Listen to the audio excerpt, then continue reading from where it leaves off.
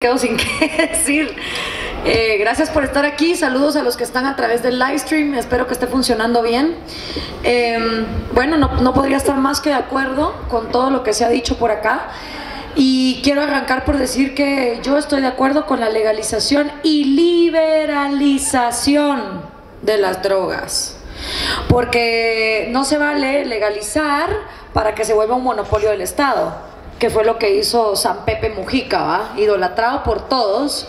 Y la primera vez que yo fui para Uruguay pensé que me iba a encontrar con el Ámsterdam de América Latina, porque había sido la legalización de la marihuana recientemente. Entonces yo dije, wow, Montevideo va a ser como Ámsterdam, pues va a haber ahí coffee shops, quiero ir a ver. Y aterrizo en Uruguay y nada de nada, todo seguía exactamente igual. Porque resulta que lo que hizo San Pepe Mujica, ¿no? El único santo que les queda todavía defendible a la izquierda, es que él legalizó, pero monopolizó y estatizó la producción y distribución de la venta de marihuana. Luego se fue del gobierno y dejó al Estado así como, ay, miren ustedes cómo se arreglan. Y por supuesto el Estado uruguayo no tiene ni la capacidad, ni el interés, ni la voluntad de empezar a montar un monopolio de distribución y producción de marihuana. Entonces, ustedes van a Uruguay y nada ha cambiado. ¿Ok? Igual tienen que ir, como en cualquier otro país de América Latina, a buscar un dealer en una esquina a que les venda lo que quieran comprar. Eso se los digo porque hay mucho mito sobre lo que pasó en Uruguay. Entonces quiero arrancar por decir que yo estoy a favor de la legalización, pero también de la liberalización de la producción y venta de todas las drogas. Como la humanidad nos lo ha demostrado, y lo dijo Juan Carlos, la humanidad siempre se ha drogado. No es nada nuevo. Y como ya lo dijo Axel, legalizar y liberalizar no va a servir para acabar con los adictos. Adictos siempre hay, sean las drogas ilegales o legales. Es más, a los adictos peor les va cuando las drogas son ilegales, porque, como ya dijo Juan Carlos, no están sujetos a un estándar donde puedan ir y alegar por su producto. ¿Ustedes se acuerdan cuando los Samsung se estaban estallando en las manos de la gente? Bueno, pues uno puede ir a Samsung y decirle, mira, tu teléfono es una porquería. Ahora, si tú te chutas heroína, no vas a ir con el dealer a decirle, mira, fíjate que mi primo se murió por inyectarse tu coso, ¿ah? Entonces resulta que somos más piquis en cuestiones que son menos problemáticas y peligrosas para nuestro cuerpo que con las drogas. Si en un restaurante nos venden camarones podridos y nos intoxicamos y estamos de una diarrea en los 3 días, no paramos en el Facebook de alegar que ese restaurante es lo peor que existe sobre la faz de la tierra. Pero si ocurre lo mismo con las drogas, todo el mundo se queda callado. Y resulta que hemos optado por creer que si cerramos los ojitos y cruzamos los dedos y metemos el problema debajo de la alfombra, va a desaparecer. Y no solo no está desapareciendo, sino que se está volviendo cada vez peor. Entonces, legalizar y liberalizar no va a acabar con los adictos. Con lo que sí va a acabar es con la narcoviolencia y con la narcopolítica. ¿Y cómo sabemos que va a acabar con la narcoviolencia? Porque el pasado es el mejor precedente del futuro.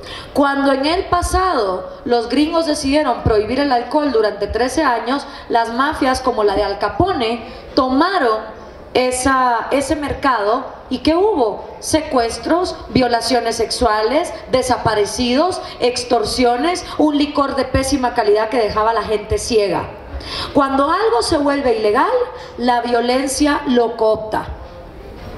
Por eso hoy en día los productores de alcohol y tabaco no andan por las calles de América Latina con Kalashnikov matándose unos con los otros, sino que todos se restringen a competir con los productos que tienen. No hay razón para no pensar que si se legalizaran otras drogas, los mismos no se comportarían como empresarios.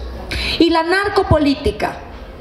A mí cada vez que me preguntan qué es lo primero que tiene que hacer México para acabar la corrupción, pues digo 2 cosas. Primero, separar al Estado de la economía, y lo segundo, separar al Estado del narco. Y para separar al Estado del narco hay que legalizar las drogas, no hay de otra. Mientras las drogas sean ilegales, todo el dinero que entra es un dinero negro del cual nadie tiene rastro.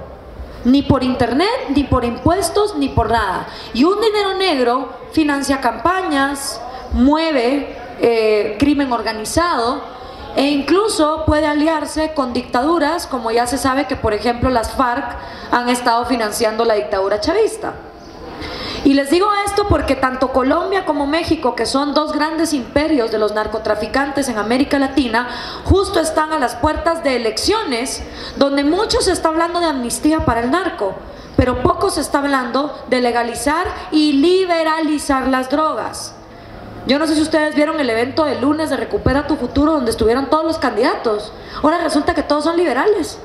No sé si vieron. Le preguntaron a AMLO, ¿qué ideología tiene usted? No, yo soy liberal. Critica el neoliberalismo, pero dice que él es liberal. ¿Qué es liberal y neoliberal? No sé, no me quedó claro. Después se sube a Naya y dice, no, yo soy liberal. Después llega el Bronco y dice, yo soy liberal. Después llega a mí y dice, no, yo también soy liberal. Puchica, dije yo, qué fácil la tienen los mexicanos. ¿Sí? Tienen que escoger entre puros liberales, ¿no? Ahora resulta que todos son liberales. Dos están metidos en el Foro de Sao Paulo, pero todos son liberales. Ninguno está ofreciendo liberalizar ni legalizar las drogas, pero todos son liberales. Entonces yo no veo, no encuentro, como ya explicó Axel, que mientras esto más se combate, mejor negocio se vuelve, porque el negocio está en la ilegalidad. No veo manera de ganar la guerra contra las drogas, no lo veo. Y mientras sigamos metiendo el problema debajo de la alfombra, tampoco lo estamos resolviendo. Porque entonces las drogas se vuelve como esta palabra, drogas. Todas son iguales. Y no le estamos explicando a los jóvenes qué hace el LSD, qué hace la heroína, qué hace la marihuana, qué hace la anfetamina, qué hace la cocaína, qué hace el MDMA, qué hace el éxtasis. Si tenemos todo metido en un tabú de drogas, todas lo mismo, no estamos yendo a individualizar la información para que cada uno pueda determinar qué te afecta el hígado, el sistema nervioso, el cerebro, los pulmones, el estómago, las articulaciones, la corriente sanguínea. ¿Y cómo vamos a querer tener individuos responsables tomando buenas decisiones si no hay acceso a una información transparente, sin tabús y sin miedos que se les pueda dar? Entonces, mientras sigamos teniendo el problema debajo de la alfombra y poniéndole el título de drogas como todas iguales, no estamos haciendo que los jóvenes tengan la información pertinente para ver si deciden o no deciden arruinar su cuerpo, para ver si realmente pueden ser libres de tomar buenas decisiones. Ahora, yo creo que es urgente avanzar en este debate para que ya estemos de acuerdo con que hay que legalizar y liberalizar. Una vez hecho eso, a esto quiero dedicar mis últimos 2 minutos, nos viene el reto de entonces, ¿qué hacemos con lo que sí es un crimen? Déjenme explicarles. Lo que tú te metas en tu cuerpo es, como dicen los mexicanos, tu pedo y no afecta a nadie más, ¿ok? Una vez legalizadas las drogas, nos queda el problema de qué hacemos con lo que sí fueron crímenes, con todos esos campesinos que han sido decapitados por los Zetas, con todas esas muchachitas violadas sexualmente y vendidas por sus propias familias para ser esposas de narcos. ¿Qué vamos a hacer con todos los que han muerto? Esos 100,000 muertos de los que habla Axel, que parece que estuviéramos ante una guerra civil, porque esos sí son crímenes, ¿ok? Atentar contra la vida, contra la propiedad privada y contra la libertad de otro ser humano sin su libre consentimiento, eso sí que es un crimen. ¿Y qué vamos a hacer una vez legalizadas las drogas con todos los cabezas de narcos y sus achichincles que han cometido esos crímenes? ¿Acaso en América Latina tenemos los aparatos judiciales suficientes como para meter a toda esa gente a juicio y llevarla a la cárcel? ¿Los vamos a poner en pena de muerte? ¿Cadena perpetua? Pero si no avanzamos en ya estar de acuerdo con que las drogas hay que legalizarlas y liberalizarlas, mucho menos vamos a avanzar en el debate para ver qué jodidos vamos a hacer con todos los cabezas de narcos que han acabado con la vida de tantos en este continente. ¿Me explico? Yo no tengo la respuesta certera. Una vez estuve hablando con un abogado canadiense, y con esta anécdota termino. Le explicaba yo pues el tema de la legalización de las drogas y me dijo, mira, Cuando los gringos prohibieron el alcohol en los años 20, los canadienses empezamos a tener cárteles, como ustedes tienen hoy cárteles, porque los canadienses producíamos el alcohol que luego se introducía de manera ilegal a Estados Unidos. Y eso duró durante los 13 años de la prohibición. Estas mafias ya se habían anclado en poder, ¿sí? Ya habían logrado pues hacer sus redes de crimen organizado, secuestraban, violaban, todo lo que ya conocemos que hacen los cárteles. Y un día los gringos deciden que la prohibición había sido mala idea y que ahora entonces mejor el alcohol iba a ser legal. Y a Canadá se le vuelve un problemón porque tenía esas mafias. ¿Y ahora qué hacer con ellas? Y entonces le dije, bueno, ¿y qué hicieron? Me dice, nada.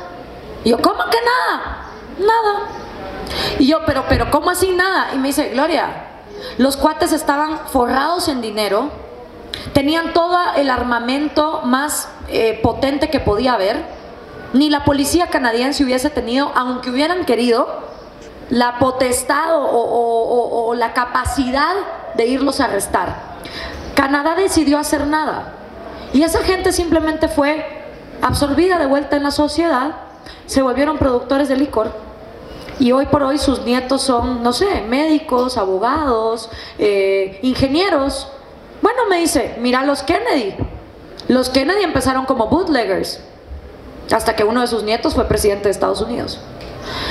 Yo no estoy diciendo que esa sea la alternativa, yo no estoy diciendo perdonemos, lo que estoy diciendo es acordemos de una vez por todas que esta guerra es una guerra fallida, acordemos de una vez que hay que legalizar y liberalizar y entonces metámosle coco a qué vamos a hacer para afrontar la crisis que entonces se nos vendría para juzgar lo que realmente han sido verdaderos y penosos criminales. Muchas gracias.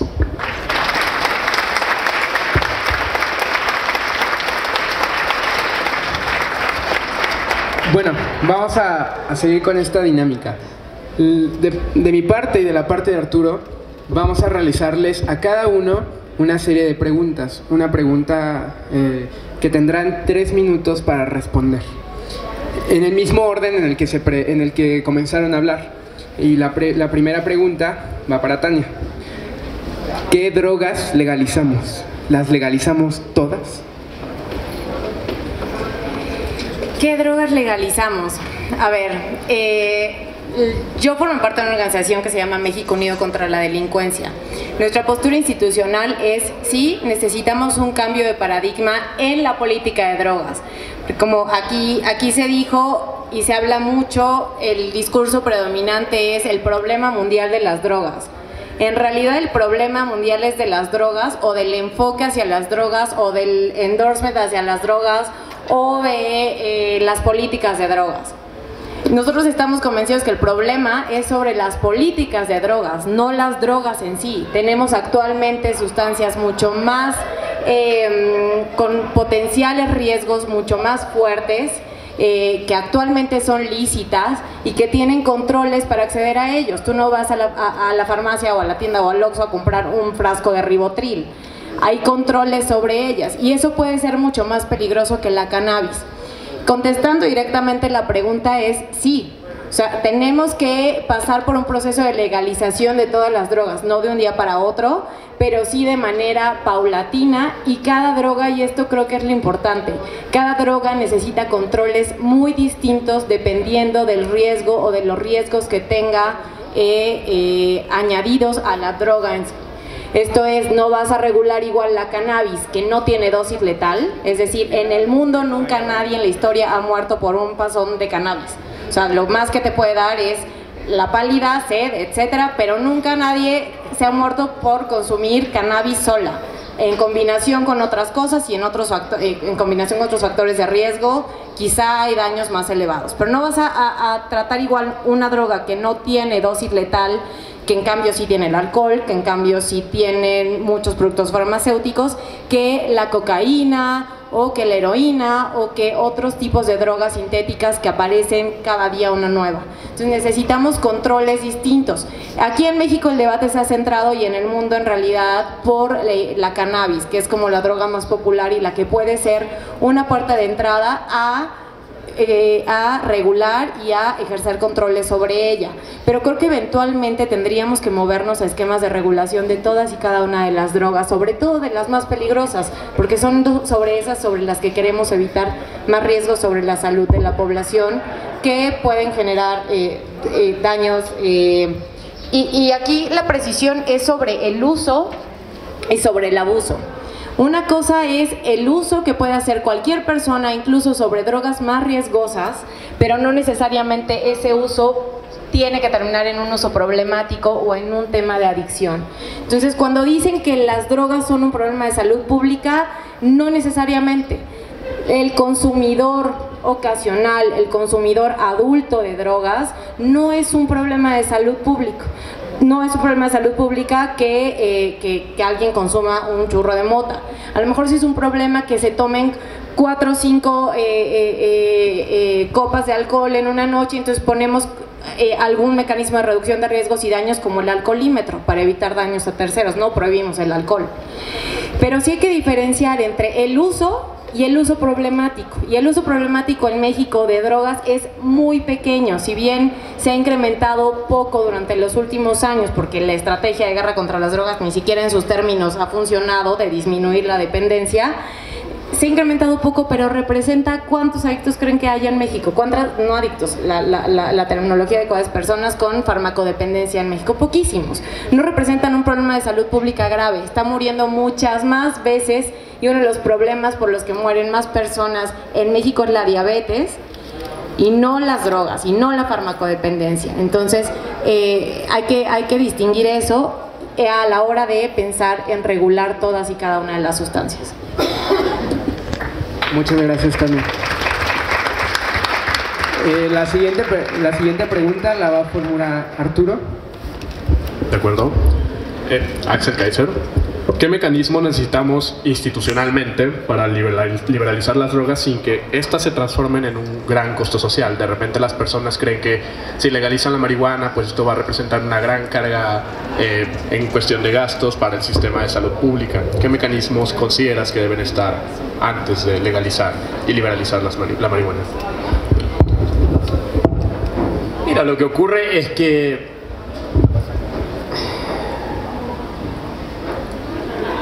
obviamente hay que ir distinguiendo cada droga, y tampoco se trata de que legalizar, tú vas a comprar la caja de cereales para tu hijo y va a venir con cocaína, no es así.